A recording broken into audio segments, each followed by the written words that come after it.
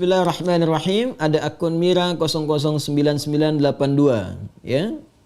Dari ukhti kita di Australia, beliau bertanya, Assalamualaikum warahmatullahi wabarakatuh. Waalaikumsalam warahmatullahi wabarakatuh. Semoga Ustaz dan keluarga serta seluruh tim Mira Institute selalu berada dalam lindungan Allah Subhanahu wa taala. Semoga Allah Subhanahu wa taala memberikan perlindungan terbaik kepada Anda dan keberkahan di tempat Anda beraktivitas, dan semoga Allah memercikan keberkahan dimaksud pada kita semua. Baik, Ustaz izin bertanya, apabila di masa lalu pernah lalai dalam menjalankan solat, lupa ya beberapa kali, apakah wajib diganti ataukah cukup dengan bertaubat kepada Allah? Karena saya pernah mendengar tidak boleh melaksanakan solat sunnah sampai semua solat yang pernah ditinggalkan diganti. Tapi saya juga pernah mendengar cukup bertaubat kepada Allah dan berjanji tidak akan mengulangi lagi. Mohon bimbingannya Ustaz. Allah barik fi. Baik, seorang yang pernah bermaksiat, apapun itu jenisnya, baik maksiatnya terkait dengan Allah, bermaksiat kepada Allah secara langsung, ya, contoh diminta untuk beribadah, solat itu kan bagian pokok kepatuhan kita, bukti keimanan kita kepada Allah. Quran surah ke-20 Taha ayat ke-14, ya, solat itu bagian pokok pembuktian iman kita kepada Allah. Innani anallahu la ilaha illa ana fa'budni wa aqimis salata li dzikri. Aku adalah Allah, tak ada Tuhan yang layak dipertuhankan disembah selain aku, kata Allah, maka sembah aku. Ya, bagaimana menyembahmu ya Allah? Wa aqimis salat, tunaikan salat. Ya, untuk mengingat aku, kata Allah. Quran surah ke-20 Taha ayat yang ke-14. Ada orang tak solat, ya, tapi dia mengaku beriman, atau dia menunda-nunda solat, ya, atau solat semahunya. Ada orang puasa Daud, dia solat Daud. Puasa Daud tu dia puasa Senin, Selasa dia rehat. Ya, Rabu dia puasa, Kamis dia rehat. Tu puasa Daud. Ada ni orang solat Daud. Ya, subuh dia solat, zuhur tak. Asar dia solat, maghrib tak. Itu solat Daud. Itu tidak ada. Ya, dia melakukan itu, dia maksiat pada Allah. Maksiat dalam hal ibadah.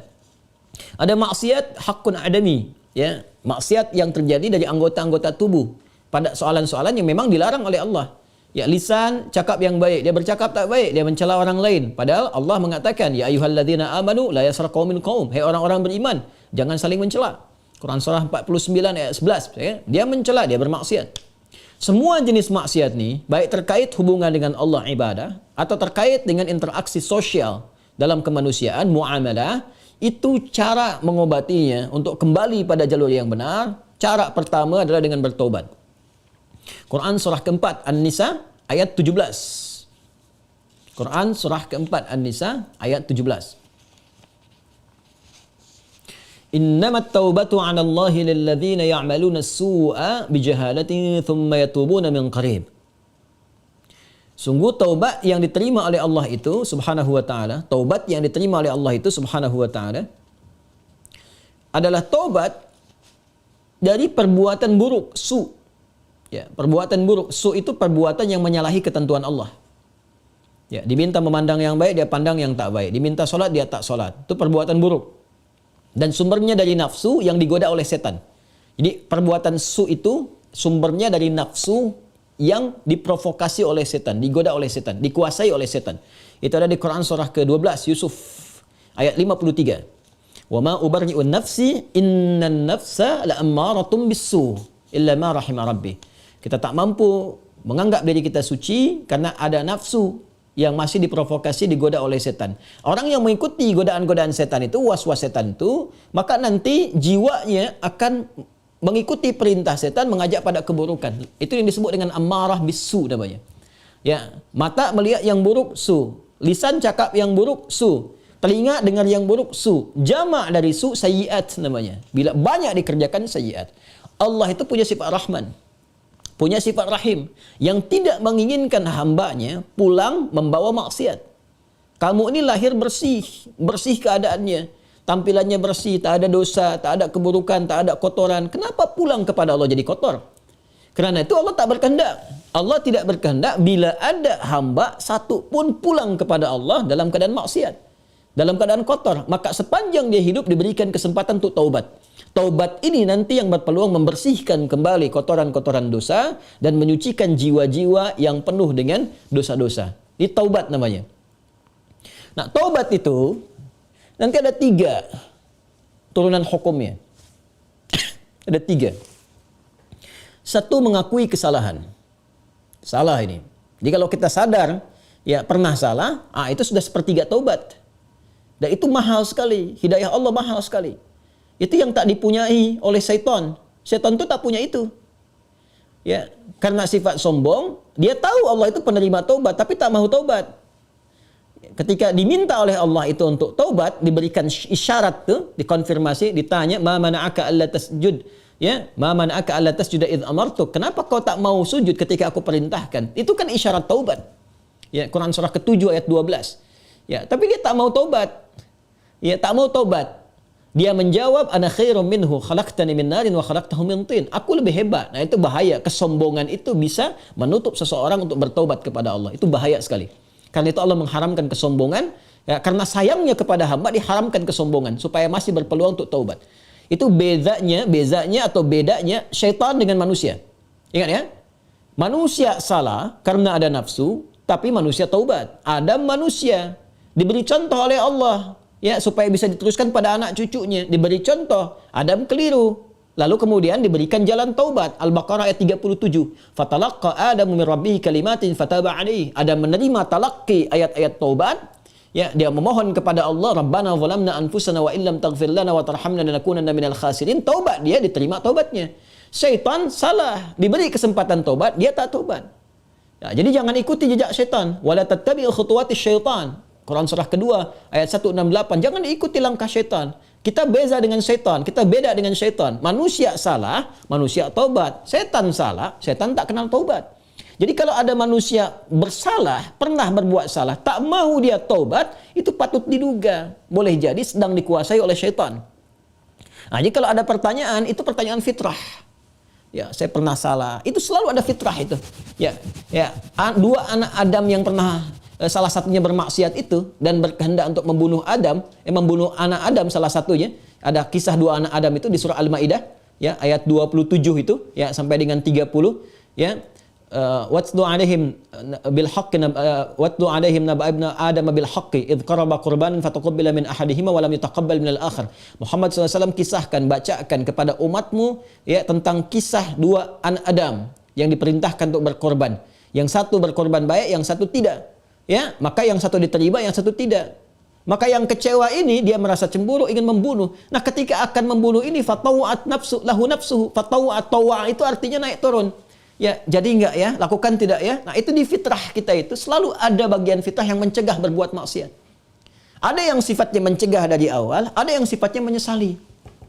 Ya, menyesali itu sambil mencela. Kenapa tadi saya harus marah nih sama anak nih?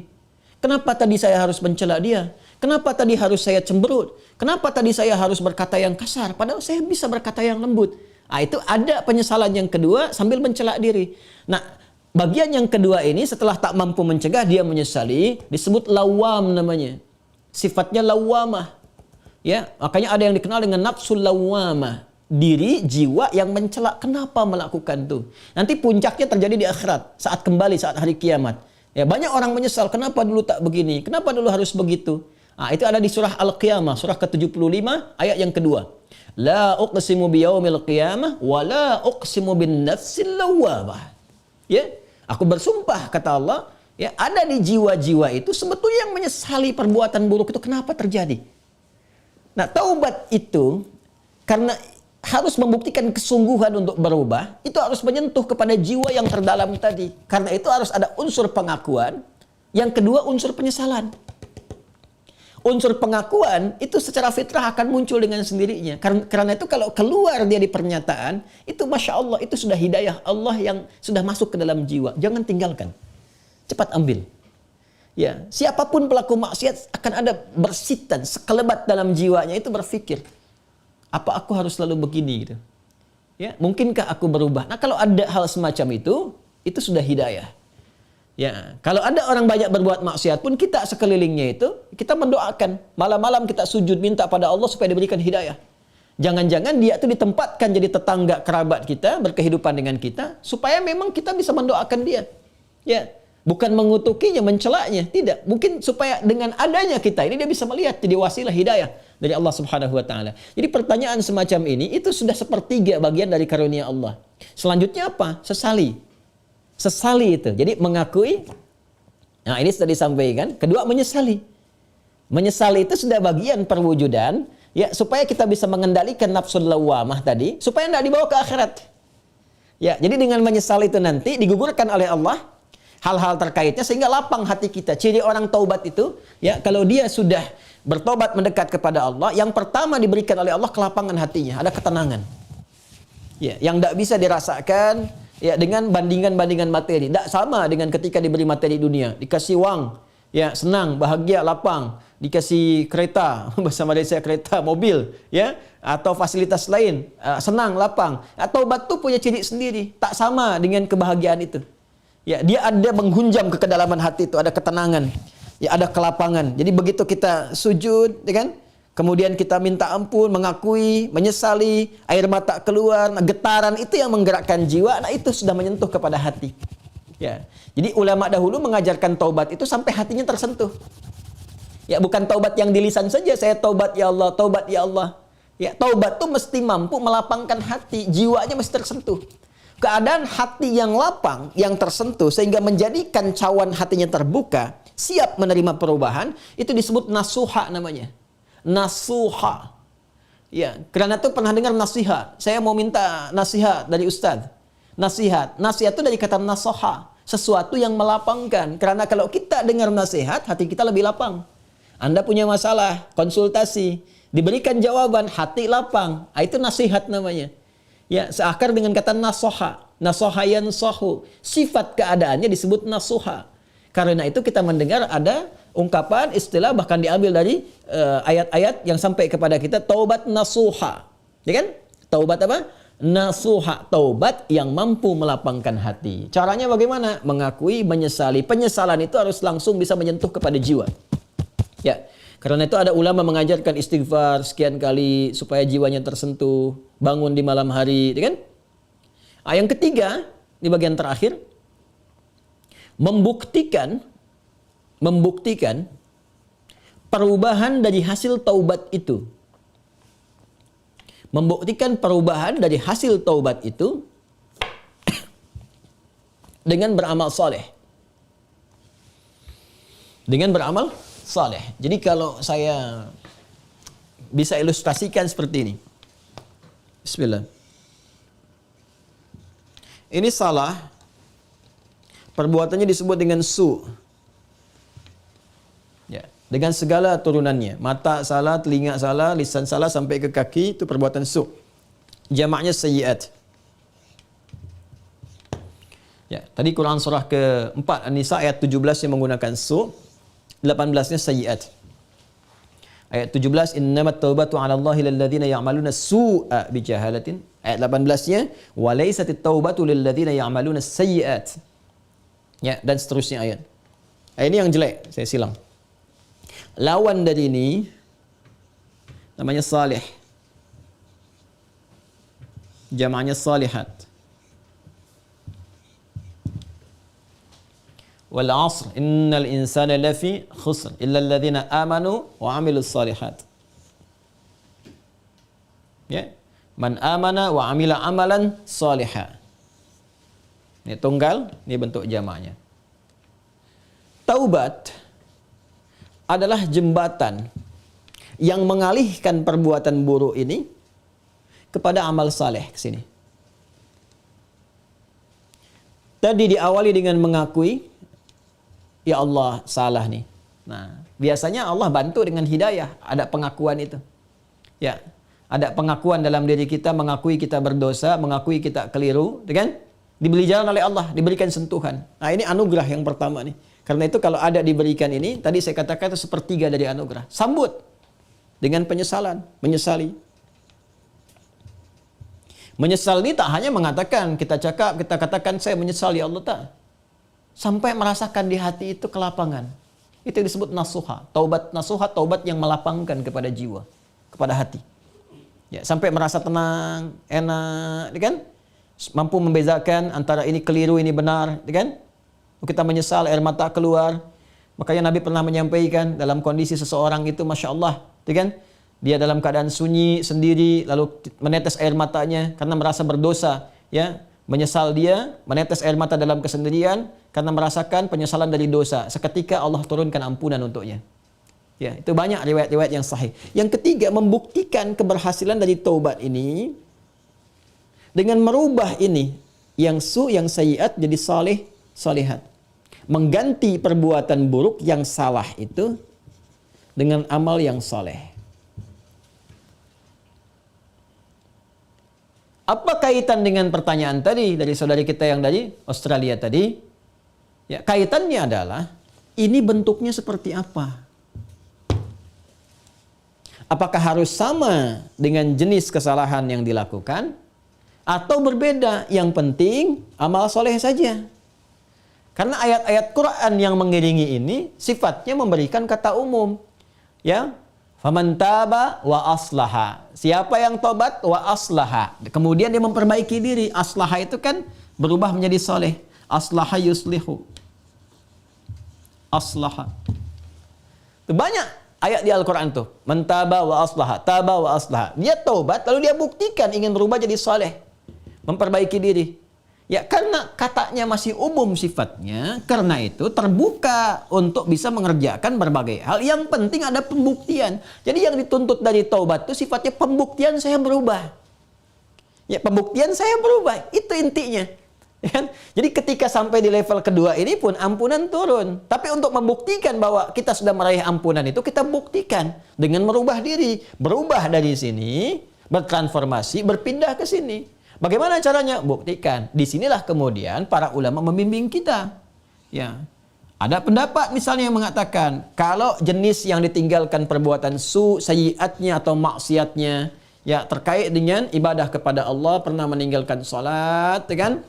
Maka bagaimana cara memperbaikinya? Ganti, perbaiki salat ini. Ya. Dari yang pernah kemudian ditinggalkan, maka ada yang berpendapat dengan qada salat ketika ingat dikiaskan. Ya, maka di waktu-waktu tertentu, ya saat yang bersamaan, misal setelah salat zuhur ditunaikan, zuhur selesai ditunaikan, ya maka yang lain ada salat sunnah, dia mencoba untuk mengganti dahulu yang terdahulu, yang pernah dia rasakan tertinggal, dia niatkan untuk mengganti. Ya, ini di mazhab Syafi'i sangat populer. Ya, maka dia salat kemudian untuk dia niatkan mengganti yang terdahulu. Begitu masuk kemudian waktu maghrib, ba'da maghrib orang sholat sunnah, dia mencoba mengganti yang terdahulu lagi. Ini satu pendapat di antara sekian ragam. Ya. Ada kedua yang berpendapat, tak dibatasi dengan sholat ini saja. Ketika dia tobat, diterima tobatnya, diampuni. Kalau sudah ampun, turun, ampunan Allah turun, diampuni, ya gugur yang kemarin itu, selesai. Tinggal dia buktikan memperbaiki. Bagaimana cara memperbaikinya? Ya, sesuai dengan keadaan dia yang baru. Kalau dia sudah kerjakan sholat zuhur, ya sudah, selesai sholatnya. Mengganti yang dulu-dulu, perbanyak amalan yang lainnya dengan sholat sunnah. Dia kejar qabliyah zuhurnya, dia kejar ba'diyah zuhurnya, untuk membuktikan kepada Allah bahwa dia telah sungguh-sungguh berubah. Ya, ini hanya ragam saja bagaimana kita kemudian bisa memilih di antara ini, dan semua punya jalurnya yang dapat dipertanggungjawabkan secara syariat. Ya, jadi dipersilahkan, Anda nyamannya mau yang mana yang dikerjakan, tapi hanya ingin menunjukkan ini ada perubahan dalam diri kita. Jadi boleh Anda perbanyak amalan-amalan sunnah, ya ada yang berpendapat, ambil karena umum sifatnya, tidak ada spesifik menekankan kepada Anda. Ya harus mengganti yang terdahulu misalnya dengan kerjakan yang fardu lagi, nggak ada yang spesifik begitu. Karena itu tafsirannya luas. Ya kaidah berkata sepanjang umum tidak ada takhsis, maka jangan ditaksis. Jangan dikhususkan pada amalan tertentu. Jadi ambil yang paling ringan. Ya kalau misalnya Anda ingin coba ganti dengan mengganti menggunakan yang sunnah, silahkan, babnya luas. Perbanyak ibadah sunnahnya, bangun malam tahajud, buktikan dalam kebaikan dan seterusnya. Dan semoga dengan itu Allah Subhanahu wa taala ya memberikan ampunan kepada kita sampai kita kembali kepada Allah dalam kebaikan. Ini babnya. Jadi prinsipnya sebetulnya bukan persoalan apakah ganti menggunakan fardunya lagi atau cukupkan dengan yang sunnah saja. Bukan itu persoalannya. Persoalannya sejatinya adalah bagaimana kita membuktikan kepada Allah kita berubah. Dan babnya luas. Ya. Jadi kalau Anda kemudian ingin memperbanyak yang sunnah, silahkan. Perbanyak sunnahnya, tunjukkan merubah. Sedangkan yang kemarin sudah kita mohonkan kepada Allah, minta diampuni, terampuni. Ya Allah berikan kepada kita diampuni dan seterusnya. Ya, jadi kalau Anda ingin pilih kemudian untuk mengulang kembali dikiaskan sholat di saat ingatnya. Ya, orang lupa saat ingatnya, pada waktu ingatnya dia itu sholat. Ya orang tertidur bangun saat bangunnya dia itu sholat. Misalnya ada orang tidur dari subuh, kemudian dari sebelum subuh dia tidur, bangun-bangun dia jam 10 misalnya kan. Ya, baru ingat dia belum sholat subuh. Maka saat ingatnya itu, dia kemudian menunaikan sholatnya. Nah, ini dikiaskan kepada keadaan seperti itu, ya, kemudian dia tunaikan. Adapun orang-orang yang kemudian dia ingin memilih, saya ingin perbanyak yang sunnahnya saja, tak ada masalah. Ya, tak ada masalah. Ya, jadi silahkan perbanyak sholat sunnahnya, dan tidak ada satupun dalil yang spesifik mengatakan dilarang menunaikan sholat sunnah sebelum yang fardunya tercukupi dahulu. Kita pun tak tahu berapa fardu yang sudah tertinggal. Bagaimana mencukupinya? Ya, jadi nggak ada dalil spesifik seperti itu. Yang ada adalah terbuka luas untuk kita beramal, membuktikan kesungguhan kita telah berubah. Wallahu ta'ala a'lam bis-shawab, dan semoga Allah menerima taubat yang kita mohonkan kepada Allah, dan tidak ada semua kita yang bebas dari kesalahan. Saya, Anda, kita pun pasti pernah berbuat salah. Dan Allah sangat mencintai pelaku maksiat yang bertaubat dibandingkan dengan seorang yang saleh yang tidak pernah merasa salah dalam kehidupannya. Wallahu ta'ala a'lam bis-shawab.